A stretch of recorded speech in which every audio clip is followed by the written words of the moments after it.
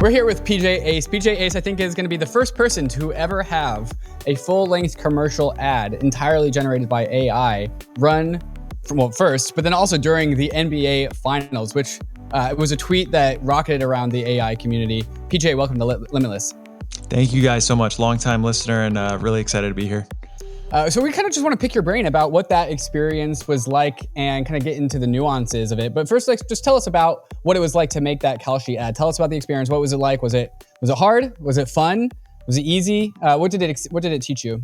Yeah, I mean, I've been a commercial director for 15 years. Grew a YouTube channel to 1 million subscribers. I've been around content and viral content for a while. I've been in the AI space for the last 6 months and have just kind of been in the troughs of this. So this was honestly just another day for me. I didn't kind of expect this to have such a crazy reaction. It's got about 100 million views across, Wow. earned That's media insane. and paid media over the last week. So it's pretty insane, like what it's led to, which we can talk about in a bit, which is basically just most major companies coming to us and saying, like, this is an order of magnitude cheaper and faster. In what world 2 years from now isn't everything going to be AI generated, which sadly it will be.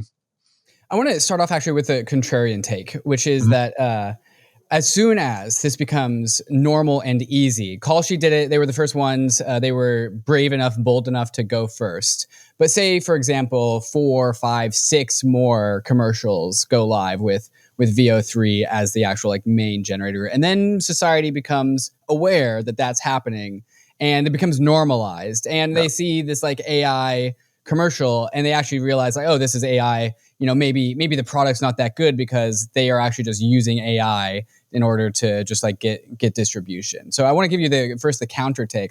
Do you think that's reasonable, or why will AI generated ads or content generally become the norm? It's a great question and a good take. And I think there's a lot of merit to it. I would just say that ads historically have always been artificial. We've been talking to a lot of pharmaceutical ads recently because I made this viral pharmaceutical ad a month ago when VO3 first came out. And they were like, but won't our customers realize that these aren't real customer testimonies? And I'm like, do you really think they think they're real anyway? When we see all these, crazy medications and it's insane side effects for 30 seconds, advertising's never been a particularly authentic thing that I think precludes AI from being an integral part of kind of making that. And at the end of the day, capitalism's going to capitalism. It's not like budgets aren't going to be, compressed by 10x over the next, year or 2 or 3. So the question is just public sentiment. When's that going to shift? And I think what I've found is that the ads of the future are going to be entertainment first. They're going to be social, like Super Bowl commercials on a weekly basis from your top brands, where it's this delights me, I'm laughing. It's all the Bigfoot, Yeti, Sasquatch kind of stormtrooper vlogs you've been seeing all over the week. That's going to be the future of how advertising is done, is make them laugh first, integrate your product on the back end and drive them to you. Was there anything that just you learned that surprised you or shocked you or you weren't expecting during the process of creating the ad? You said you had already been steeped in it, and so this was already normal to you. Was there any insights that you had while creating it? What stuck out to you? I mean, I always tell people you have to work within the constraints of the medium. So, the reason this was a big step change to what we could have done, I don't know, a month ago, 2 months ago, is that Google is, and VO3 is an all-in-one tool. It does the entire stack from just a text prompt. And it sounds lifelike. It's probably 90% of the way there to what you would otherwise get. What's surprising to me is sometimes just the performances and the richness of these little new character quirks that Indiana gonna win, baby, and just all these from the chest voice. And I have no idea how these models are trained on such weird people, and you can get weird takes. And now a lot of what we're kind of talking with clients about is just taking this to the next level. And I do agree with your earlier point. There will be a fatigue on the dopamine to the face for 30 seconds ads. Do you guys remember Dollar Shave Club 10 years ago? Yeah. So for the next 10 years, people were basically mansplaining the commercial was a whole genre, and everyone wanted that. And it's great. And one of my buddies runs the agency that kind of did that, and he was just like, for 10 years, we this was our bread and butter for 100 brands. I don't want to be that for us. I just kind of always want to be on the cutting edge of like, okay, this week we did, this. Let's try and push it further. And we've gotten some of the best comedy writers to really like apply, from Jimmy Fallon and Comedy Central, just saying like, how do we work with you guys? Because I think that's the team, like our teams is basically just a comedy writer and an AI director. And we have some supplemental positions that fill in, but that's the bread and butter. You really need the script to be super tight on that front end. And then you just need someone who's done films like myself for 15 years and then can work with the tools. And the tools are very simple and they just get faster and cheaper each day. Yeah, could you walk us through? I'm actually super curious about the tool set that you use, because when I was looking at these ads, it's hard to imagine that you just typed some prompts in and it popped out this like amazing video. I'm curious kind of like the stack that you use to create these, to create the scripts, to create the videos, to edit them together. Yeah, I mean, I can screen share for like 10 seconds if you guys want to see. I pulled up a couple windows. Awesome. And for our audio listeners, I'll try and walk you guys through it as well. To be transparent, it's a very similar process to what I did for the pharmaceutical commercial a little while ago. But basically, it's like, okay, I work with ChatGPT or Gemini. Like LLMs are relatively commodified and that they're pretty similar. But it's like, give me 4 different scripts for a standard pharmaceutical commercial. So if you didn't see that one, the basis of it is basically like, it's a pill for depression. Everyone's like, I tried everything for my depression, meditation, journaling, nothing stuck. I just felt numb. But then I tried Pupperman, and it's like, and basically the pitch that we found was that like, Pupperman doesn't target depression directly. What it does is it secretes a pheromone that attracts puppies. And then you see all these like puppies showing up on your doorstep and they won't stop, but you're like really happy and you don't have depression anymore. So like ChatGPT and I kind of walked through this, and then I was like, okay, give me a bunch of lines.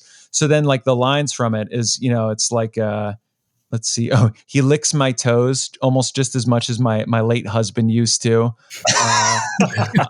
I used to feel so empty, and now I feel joy and a little concerned about how there's a pee stain on my ceiling. And then I named him Earl. He farts in his sleep and follows me everywhere, just like my first husband. And he listens twice as good as my ex-husband and only humps half as many of my friends. So you're prompting ChatGPT and just pulling out the gold nuggets that it gets you, as anyone I think would be able to relate to as if they've used the product. Exactly. If you can see it here, it's just kind of like I'm getting like sometimes hundreds of okay, give me another line. It'll give me like 20 at a time, and I just kind of like find the best ones, pull it out. And then how I get the prompts is I have like I actually share this in my newsletter. It's like a very similar prompt structure. I'll literally show you the exact one here, but it's basically like, a cinematic shot of Carlos, 30, Latino man, visible tattoos on his arms, blah, blah, sitting outside this location. He's got a puppy, he speaks with a Latino accent. He says, he looks like a rat, he barks like a demon, but he saved my life. and then it just gives you like some pretty incredible performances. And then you just stitch those together. Yeah, exactly. And then you're just stitching clip after clip after clip together. And I'll probably run each kind of prompt, like, so say there's 10 shots for this commercial. I'll run each one about 10 times. And on the quality mode, it's maybe $1 a generation. They have like a fast mode now, it's 20 cents. But this commercial was like, I don't know, a couple $100 in credits to generate, which is nothing if it's like a real paid commercial. It definitely hurts the indie filmmakers that are all trying to like just do this for the first time, but it generates some like pretty incredible stuff. I'm kind of curious because what you just described would make like a traditional filmmaker probably days or months to make, right? That's right. So for you, it's probably like a dream, but I'm curious, like, were there any points along that process that you were like super frustrated or that like really annoyed you that you thought like maybe AI should do better? I'm kind of curious. Yeah, I mean, I got a laundry list of things I think it should do better. For one, there's really no character consistency right now with VO3, and you can get it by hacking together a bunch of different programs and doing like text to image. And yes, we know the workarounds. The problem is it's like 7 tools you have, like 7 different platforms you have to stack together for character consistency. So I just kind of lean into the constraint where, like, when we're telling all this our clients now, it's just like there's no character consistency. This is going to be talking people. Right now, kind of our bread and butter is like talking people in crazy situations, whether it's like kind of vlog style of like Bigfoot saying this throughout time, or somebody on like the Titanic or something. Like it's like crazy big budget scenarios. Everything's nuts. And then we figure out creative ways to kind of integrate the brand into that. But we lean into the constraint for now. But Google's going to solve this in 2 months or more. It's not a long. Yeah. Well, I'm actually super curious. When you introduced yourself, you said that you had a lot of experience as a commercial film director, and you just walked us through how you use Gemini and ChatGPT to kind of help you ideate the script and the shot list. I'm curious, like, has collaborating with AI kind of like shifted your creative identity? Like, do you feel more like a curator, or dare I say, like a kind of cheater using these AI tools, or has it just kind of like enhanced, like, a manager? Has it just they're like almost like employees in a sense, right? And you guys have all kind of co-created, or you're like the conductor of the orchestra. It's like almost like having a team together, and it's like it is a sarcastic parrot or whatever, or it is like it is pretty dumb in a lot of situations. I was actually just like I was screaming at ChatGPT because I was trying to get it to stop doing M dashes, and for like 60 lines in a row I was just like, stop fucking using M dashes, and it's like, I'm so sorry, M dash, I will never say M dash again. I have logged this to memory. So it is absolutely stupid a lot of the times. And it's so brilliant in others. And that's the weird world of AI where it's this like algorithm, whatever, like J curve of exponential growth, and still has so far to come. So I don't view AI as like replacing creativity, but I do view it as like a 10x superpower for creative people, right? Mm-hmm. So you obviously are able to make these commercials because of your background. You have actual experience, 15 years of experience. Not everyone, tinkering with VO3 has that experience. And so, like, what would you say that the typical creator, could the typical creator create this ad? Or is that something that you actually do need to have just like real world experience in order to do?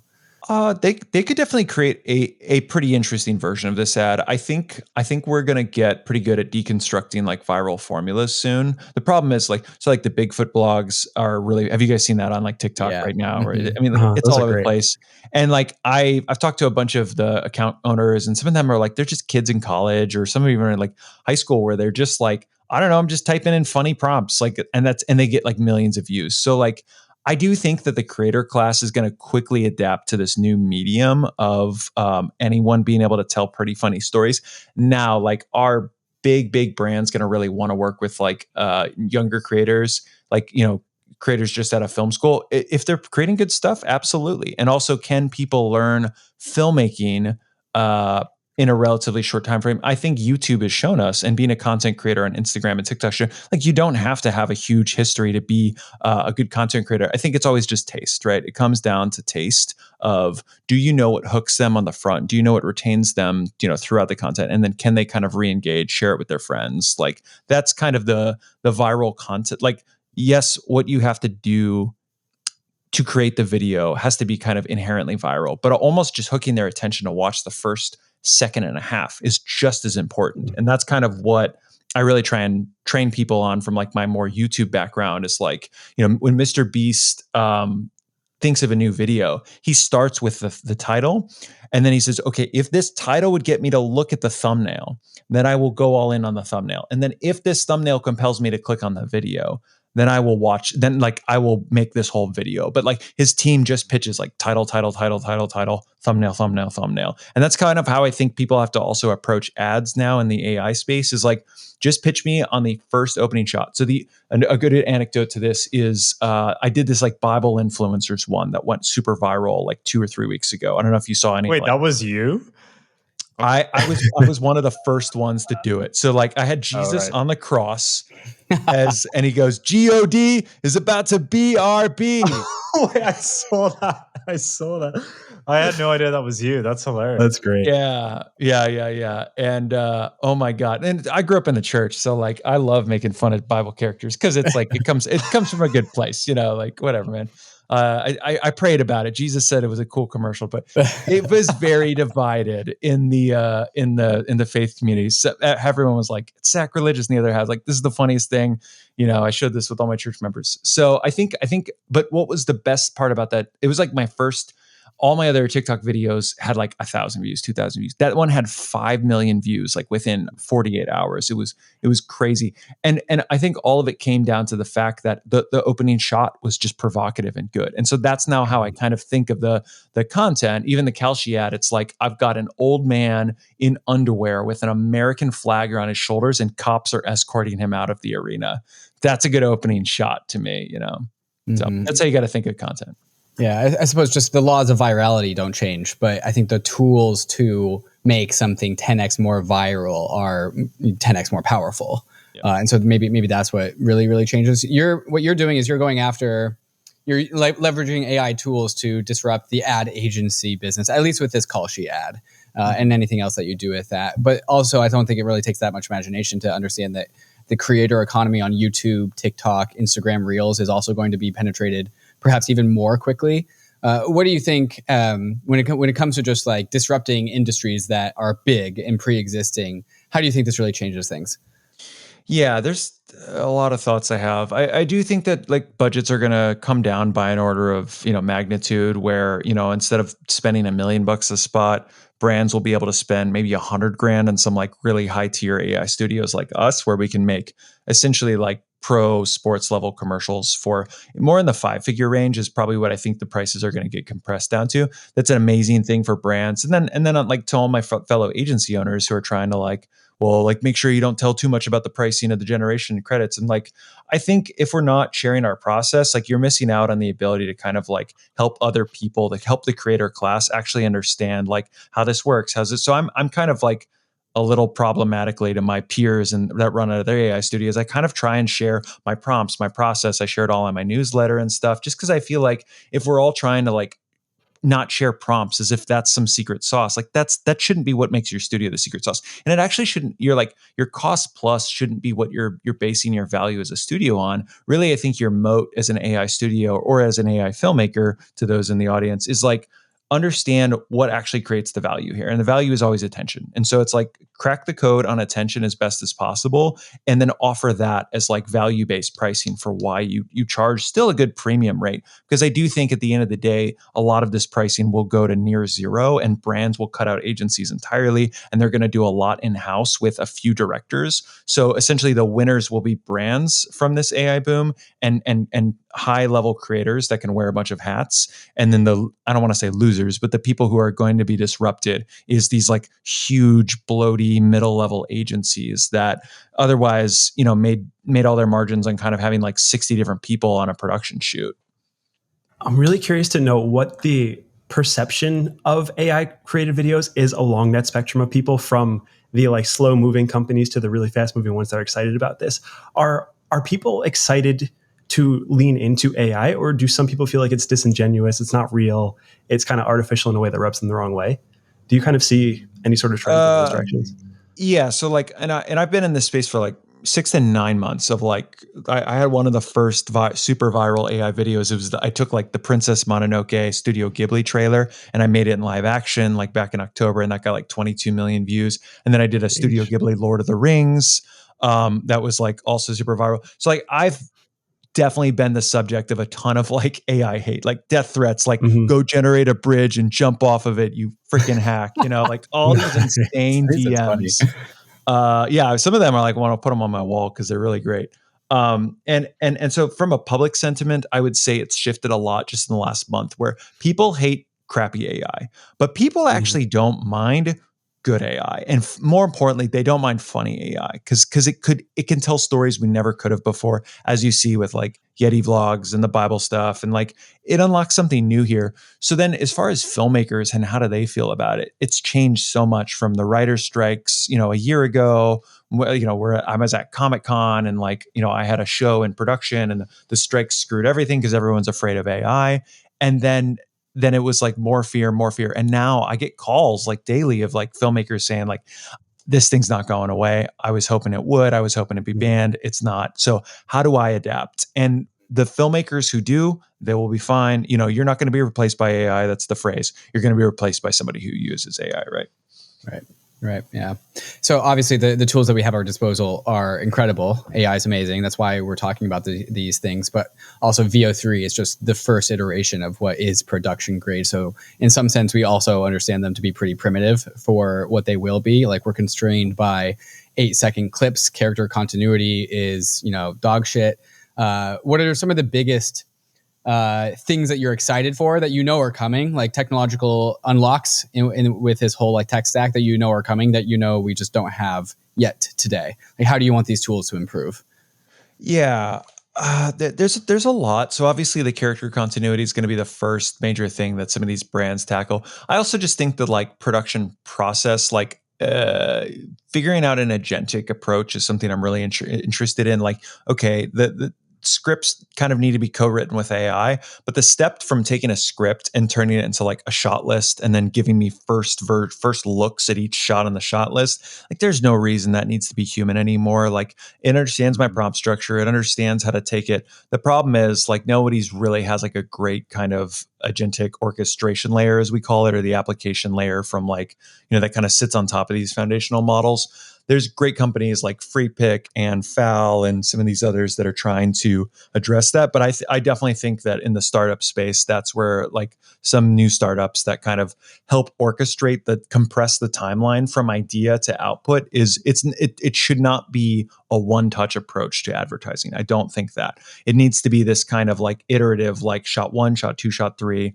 That's where a lot of progress is going to be made. And then it's going to be really easy because I do think that like we'll be able to deconstruct viral formats and brands will be able to say, okay, do that format for my brand. And AIs can kind of reciprocate that. Meta is going all in on really trying to do a one-stop touch for fully automated AI ads that understand like 100 different components of your customers. I don't think that'll be good for the next year and a half, but then I think 3 to 4 years from now, it's going to be all most people use. So the clock's ticking, I guess, for AI filmmakers as well. I don't know how much longer it'll be like 3 AI filmmakers. I think it'll be 1, and I think it'll be automated, except for at the highest levels. And then there's 100 other thoughts I have that I don't think actually direct ads are going to be the only way we see ads. I think there's going to be narrative stories that are told on a weekly basis that's unlocked for the first time ever. So, like Stranger Things was a great show, but I don't really have like a vested relationship in it because it comes out every 4 years. My vested relationships I have are with all my content creators that I like look daily, and I see the top stories and I see the top YouTube videos, and those are the ones that I trust. So I actually think we're going to move to that, away from like Hollywood's like 90-minute models on movies every 1.5 years. I think Star Wars is going to do what you see with like Stormtrooper vlogs, where it's like daily content of crazy stuff from the battlefield, all this like ancillary. Sure, main Star Wars films are going to happen, but it's kind of these like little funny, mostly just comedy driven content that's going to be given to you on a daily basis. And then brands are going to want to integrate with like product placement. That's where I'm like heavily looking into like, how do we be the first ones to are proving out these models? Yep. So if I were to summarize that trend, if you had like super quick short form reels or TikToks on this side, and then you had like the longer form Hollywood movies here, we're kind of finding somewhere where we meet in the middle, right? That sweet spot. And I think the point you make around the agentic process is really interesting because like, you just want to automate a bunch of that creative work so you can kind of like focus on how you hit that sweet spot. I'm actually kind of curious about the YouTube stuff, and you have like loads of experience here. So I'm really excited to get your take. Google obviously created VO3, and Alphabet also owns YouTube. And we were saying on another episode earlier that like integrating these two things would be the obvious move, right? But I then started thinking about like what makes YouTube so special. And Josh, David, and I have spoken about this so many times. It's like, it's the human element of it, right? Because there's human consumers behind it, right? So I want to see humans make that 1 in a million trick shot, or I want to see a million humans fail at, some kind of ridiculous bicycle trick or whatever, right? And that's what makes it inherently cool. But I feel like with an AI generated video, it's always going to make the shot. It's always going to be able to do the trick. How do you see like AI kind of like fitting in with human culture here, like on a YouTube platform or on long form Hollywood films? Like, what does that look like? It can't all be animated, right? Eventually it's going to look superhuman. So like, how do you see that evolving? I'm curious. Yeah, that's a good question. I mean, like, yeah, Dude Perfect doesn't work if it's AI, right? They Yeah. do always make the Mhm. shot. And so, yeah, there's not going to be like that channel won't be disrupted by that. But I definitely think that we're able to kind of push it to where they could probably change where they are. They could be on the surface of Mars and they could kind of like just Mm. retrack themselves into these environments. But beyond that, it's just like it's the fact that you can make now a Christopher Nolan film or a Star Wars kind of film with all the sci-fi in the budget for whatever, like a couple $100,000. And I think that's what's going to unlock this like new wave of like very small studios. Like we actually just finished a 25-minute story about the story of Jonah from the Bible. And this would have been a $30-40 million picture because all biblical epics would have been a lot. We made it for fraction of the time in 3 months with 6 people working on it. And that's even going to probably get compressed. Like we had one actor do every single vocal performance on it. And then with 11 labs, we reskinned him to do like old voices, young voices, male, female. Like he did everything. And so like the Andy Serkis thing of like Gollum kind of, multi-character, multi-hyphenate performers are going to be in demand. I don't think actors will be in demand in the same way that like they're them being super attractive is going to be as much of a selling point in the future. I think it's going to be about their performance, just because you can have them look like anyone. So it's like range is going to be important.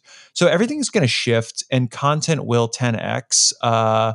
There's going to be just more important than ever, I guess, to develop relationships with your audience. Like all your favorite content creators, you trust that like they're going to create good content. So they're going to integrate AI slowly. And it's just going to be something that still feels on brand a lot. Yeah.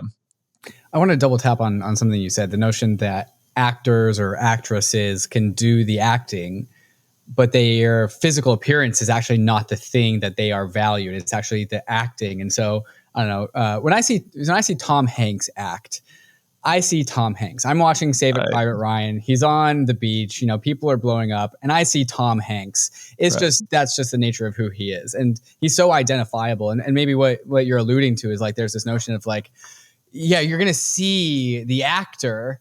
They'll get reskinned over and over and over again. It'll be like maybe males are most likely to be portrayed as males, but it could be any sort of male of any sort of age. And the actual physical appearance of the actor just does not matter because they're just the reference material. And all you need to be as an actor or an actress is just be good at acting, and AI can take care of the rest. That's pretty mind blowing because that's not what I expected to go into this conversation talking about AI generated ad or content, but that's a whole entire other vertical that I think is really interesting. Yeah, I also just think it puts hands in the power of the creators that can like do it all really scrappy. So like indie filmmaking is like back on the menu. I think actually Netflix needs to be terrified, and they kind of are, because like their biggest competition even over the last couple of years hasn't been Paramount and Apple Plus and all these things. Their biggest competition has been TikTok and Instagram and YouTube, because that's where they're losing all their subscribers to, because people they like daily content and they like it to feel real and familiar. And now for the first time ever, you've got like any world, like we're pitching these crazy series where it's like it's like aliens, and it's parodies on a lot of our shows. One of my favorite accounts right now is this account called NeuralViz. You guys have to look it up. But basically, they parody like House Hunters, but it's all aliens, and it's like unexplained mysteries and like all these funny like Channel 5 all gas no brakes style street interviews with like all these other. So I think we're gonna get this like brand new genres of content on a weekly basis, on a daily basis. It's gonna be wild. Where does that distribution happen? Do you see it happening more on TikTok or YouTube or Instagram? Is there a specific platform that Netflix should be afraid of, like where all of this is happening, or is it just spread out across everything we already have today? Yeah, it's probably just going to get spread out across, either vertical. But what's funny is like all of the viral VO3 videos, they have to be horizontal because that's all it exports at. And they're so like horizontal clips, and then with big black bars are going super viral on TikTok. So I don't even think that vertical has to be like the format. I think it's just you distribute it. I think it's more of timing. Things need to be 3 minutes or less to make it to Instagram and TikTok and stuff. So it's short form vertical-ish content is and then you distribute it to every platform. And I found that certain most creators do really well on one or two platforms. It's actually kind of hard to like do well on all of them. Yeah. So VO3, of course, capped at 8 seconds, and I think that's just like one of the fundamental constraints that you can see across all AI models is that their working memory is just so short. They just can't really remember 4 prompts ago, 5 prompts ago. But that's the thing that I think really interrupts me in my workflows when I'm working with ChatGPT is that I constantly have to be reminding it of context over and over and over again. And that works well in the TikTok, Instagram Reels short form content. But I think if we're really going to talk about TV shows, 20-minute YouTube episodes, we're going to need it just pretty big unlocks out of the AI models there. Yes, but no, in the sense that like if you actually watch shows, most cuts are less than 8 seconds. So you're constantly changing camera angles. Well, in ads, it's every half a second to every 3 seconds. On TV shows, sure, maybe they'll hang as long as 8 seconds. But we just did our first, our 25-minute TV pilot. It was no constraint to have things every 8 seconds as the limit. Wow.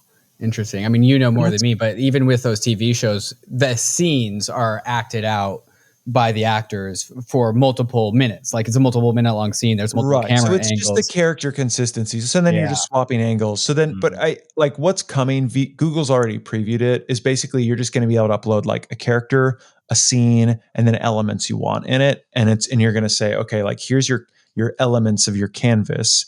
Do this with these prompts, and then ideally too, it's going to be like give me 6 different angles using these prompts to cover this scene. It's just going to get faster and faster. I think that's a net good to people who aren't even filmmakers as well. These like ChatGPT and Gemini are just going to make it easier and easier for you to just prompt like, I mean, you shouldn't prompt proprietary names, but you can just basically say, give me a script like Christopher Nolan style, but instead of Batman, it's this. And then it's like, give me the cinematics of that. And it's going to make it visually look similar. So it's just going to get easier for anyone, which copyright and all that kind of stuff aside, I think it's great because it's the democratization of like storytelling. That's what's going to happen here. Mm-hmm. And on the topic of models, have you had a chance to check out the new Midjourney? It just came out today. I'm curious on what that unlocks, because I know there's a lot more features that Midjourney has that VO3 doesn't necessarily have. Yeah, so it's interesting. If David is listening, your team did a great job, but practically speaking, it seems like something that would have been really groundbreaking like a year ago. It's not a 2025 summer model, and the reason I say that is because it's only 480p. It doesn't have sound yet. Now I'm sure he would say like, we're going to add that in the next month or 2 or 3. That's great. The thing is, like, sadly, and again, apologies to all my other friends who run, Higgsfield and Kling and all these. Like, I don't see any world in which the category winner is not 2 companies. It's obviously Google. It's going to be it, and then it's ByteDance, TikTok, because they have the biggest training data in the world. So, like, I don't. In what world, like, aren't the best models going to be those? Now, I do think it's kind of like LLMs where everything will get commodified over time just because like the differences between the models over time aren't. So then it's like, okay, is it the application layer that sits on it? Is that the moat? And maybe that will, I don't know. Yeah. As a final question, I was curious if you were to kind of draw out this technology for the next decade, right? I'm kind of the opinion that it just ends up being personalized or hyper personalized videos and movies for each individual. And is that like, do you like agree with that, or is that like far fetched? Because I don't see any other way, right? Like the way I use ChatGPT, it's private conversations, and I wouldn't want my mother or my sister to ever know about what I'm typing in there, right? So I'm kind of curious whether you see the same thing with media. Yeah, I agree. And I think that's a pretty common sentiment of like, every ad is going to be hyper personalized. You might see yourself in a movie, your favorite movie starring whatever actress, or whatever AI, avatar as like your whatever love interest you want. You can just kind of dial in your preferences of kind of what you want. But I do think there will always be a demand for like the shared, like we're watching a movie together as a friend group. Right. And maybe what it does is it's like, all right, I'm going to like, I think like you'll have a huge Star Wars like film and it's going to say, this is like 80% of the story, but the 20% of like what age bracket it's geared to, what ages are the characters and all that kind of stuff, or how violent it is or how much swearing it has. it's going to like auto adjust the little details of that. So yes, as a family, we can watch it and it's going to be like most of what everyone else is going to watch, and it's age appropriate for the kids, and there's going to be younger characters. Or as like my parents would watch it. Yeah. And the ages would be older and all that. So you have kind of like a PG-10, PG-13, and then PG-18 or whatever. I don't know if that's a rating, but yeah. Wow. And then from a solo viewing experience, I do think it's probably going to shift more into the territory of the video games at some level. I'm not fully convinced that like it means that like I think people want to veg out and they don't want to think when they watch things. So like they won't all be video games, but I do think there's going to be this new interesting experience where it's like a video game with no hands, like Black Mirror Bandersnatch. They experimented with that and that was really fascinating. Mm-hmm. PJ, I've already learned so much in this short conversation, so I really appreciate you coming on. Is there anyone else in the creator economy that's tinkering with AI, or any AI people who are on the frontier, shoulder to shoulder with you, that you think we should bring onto the show and talk to? Yeah. I mean, there's one of my biggest peers is a guy named Dave Clark who runs Promise Studios. They're A16Z backed and just phenomenal, like what they're doing in more of the Hollywood space than the. I'll intro you guys if you want later. There's another guy named Henry Dubray that's like Google's poster boy. He's done some like award-winning films for them. Lots of other creators I'm happy to introduce you guys to. Amazing. And I don't consider myself that great. I'm like the most mid director ever back in the traditional space. I was just one of the first people to come into the AI space. So feels great to be a really big minnow in a pond. Well, at least the creator space, I feel like, is a very solid canary for everything else that AI is eventually going to touch. And so it's cool to being able to experience this frontier just develop in real time. And thank you for coming on and sharing us with us your thoughts and learnings. No worries, guys. Yeah, if anyone wants to follow what I'm doing, obviously I'm on X at PJ Ace, and then I have a newsletter in which weekly I break down, here's all the top AI films, here's my prompts, here's the process. So go check that out on my X page. We'll get all of those links into the show notes in the YouTube. And for all the listeners, viewers out there, subscribe to the YouTube. This is where we interview people like PJ who are changing up what the internet looks like, and we do it all here on Permissionless. PJ, thank you. Thank you guys for having me. Take care. Cheers. Cheers.